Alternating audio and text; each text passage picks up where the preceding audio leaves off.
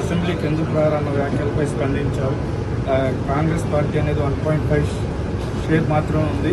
ఆ అధ్యక్షులు మాట్లాడిన మాటలపై స్పందించాల్సిన అవసరం లేదంటూ ఘాటుగా వ్యాఖ్యానించారు. మాకు ఒక్క ఓటు కూడా రాకపోయినా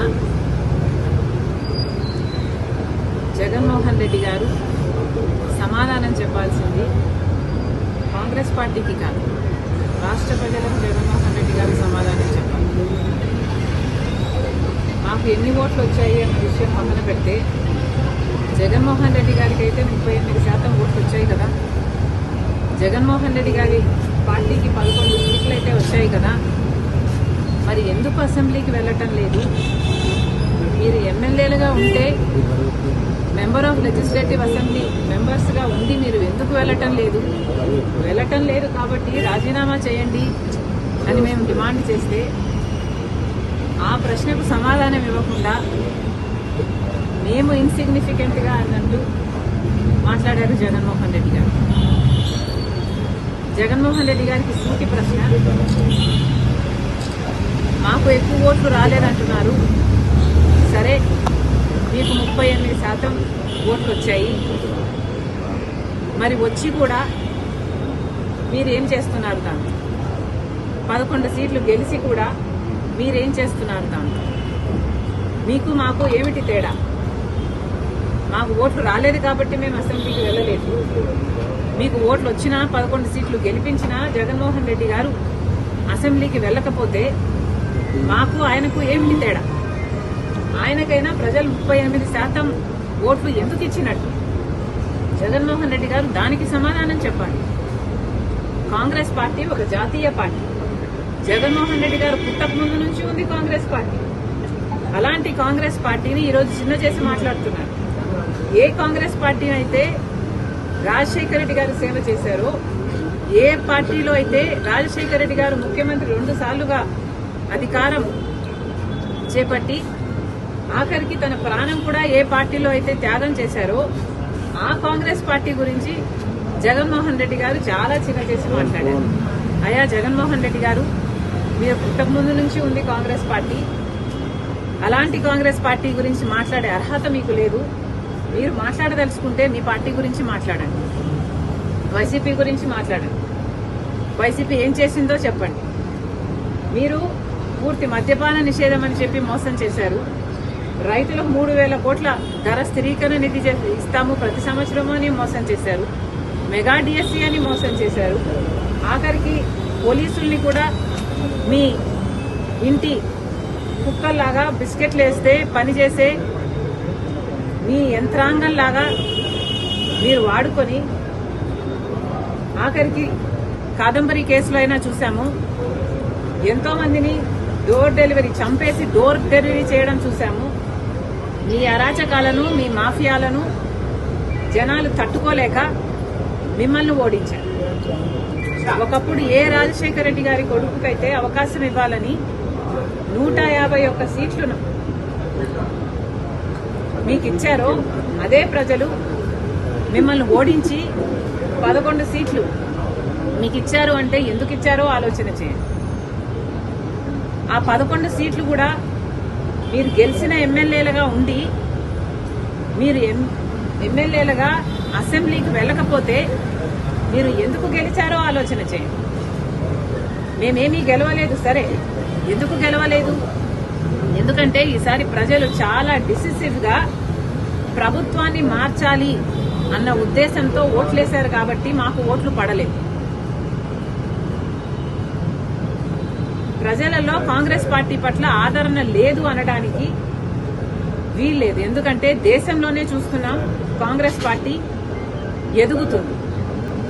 కాంగ్రెస్ పార్టీ ఓడిపోకుండా కంటిన్యూస్ గా అధికారంలోకి వచ్చునుంటే మన రాష్ట్రానికి 10 సంవత్సరాల కిందే ప్రత్యేక హోదా వచ్చేది.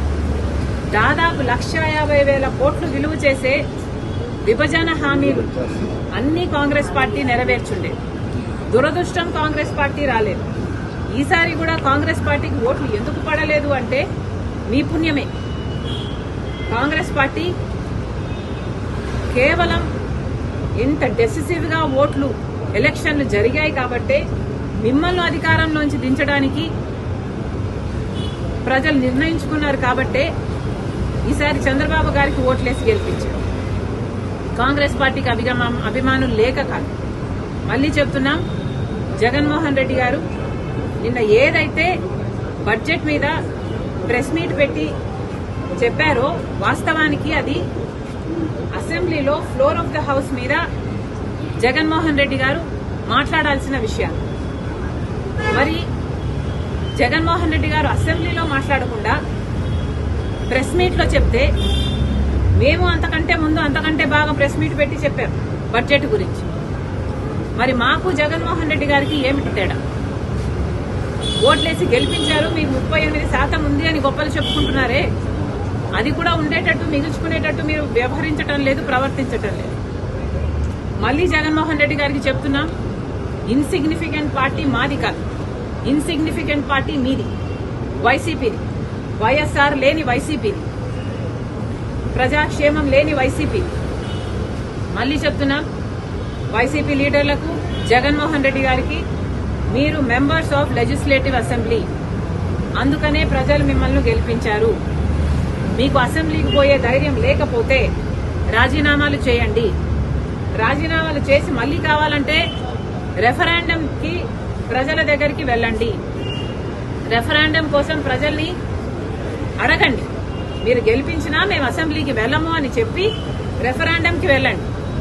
అప్పుడు మీరు గెలుస్తారో లేదో, ఇన్సిగ్నిఫికెంట్ పార్టీ ఎవరిదో, అప్పుడు ఇంపార్టెంట్ పార్టీ ఎవరిదో, ప్రజలు ఏం నిర్ణయిస్తారో అప్పుడు కదా తెలియదు. సిగ్గుండాలి కదా. మెంబర్స్ ఆఫ్ లెజిస్లేటివ్ అసెంబ్లీ అయ్యుండి మీరు అసెంబ్లీకి పోము అంటే మూర్ఖత్వం కాకపోతే ఏమిటండి ఇది? వల్ల వచ్చే మాటలే ఇవి. మళ్లీ చెప్తున్నాను, పోలీస్ డిపార్ట్మెంటు సోషల్ మీడియాలో వస్తున్న బూతుల గురించి, సోషల్ మీడియాలో అవాస్తవాలు రాస్తున్న వాళ్ళ గురించి, సోషల్ మీడియాలో మహిళలను చిన్న చేసి అవమానించి చేస్తున్న పోస్టుల గురించి పోలీసులు ఇంతే కాదు, ఇంకా అరెస్టు చెయ్యని వాళ్ళను కూడా చేయాలి. చెయ్యని వాళ్ళను కూడా చేయాలి. ఏ పార్టీకి సంబంధించినా పర్వాలేదు, ఆఖరికి వైసీపీ అయినా, టీడీపీ అయినా, కాంగ్రెస్ పార్టీ అయినా పర్వాలేదు. అసభ్యకరంగా ఎవరు పోస్టులు పెట్టినా కూడా పోలీస్ డిపార్ట్మెంట్ చర్యలు తీసుకోవాలి, వాళ్ళని అరెస్ట్ చేయాలి అని కాంగ్రెస్ పార్టీ డిమాండ్ చేస్తుంది. ఇది ఒక పొలిటికల్ ఇష్యూ కాదు, ఇది ఒక సోషల్ ఇష్యూ. కాబట్టి